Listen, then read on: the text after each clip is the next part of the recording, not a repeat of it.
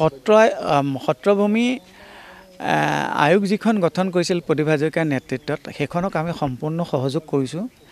কিন্তু তেখেতসকলে এতিয়ালৈকে ফাইনেল ৰিপৰ্ট চৰকাৰক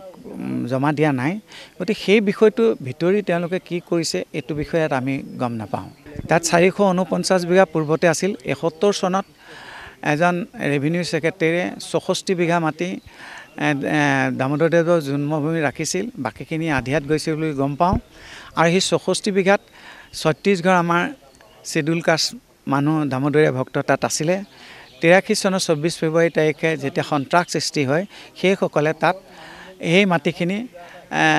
তাৰ স্থানীয় মুছলমানক হস্তান্তৰ কৰে বিক্ৰী সূত্ৰে হস্তান্তৰ কৰি পেলাই তাৰ পৰা গুচি যায় আৰু তেতিয়াৰ পৰা সমগ্ৰ মাটিখিনি বেদখল হ'ল আৰু বৰ্তমানে 6 বিঘা মাহদোৱা পুখুৰীটো আৰু সত্ৰৰ দামোদৰদেৱৰ জন্মভিত্তিটো আছে আজিতো সেইটো এতিয়া বৰ্তমান বেদখল আমি এটাই বিচাৰিছোঁ আমি চৰকাৰক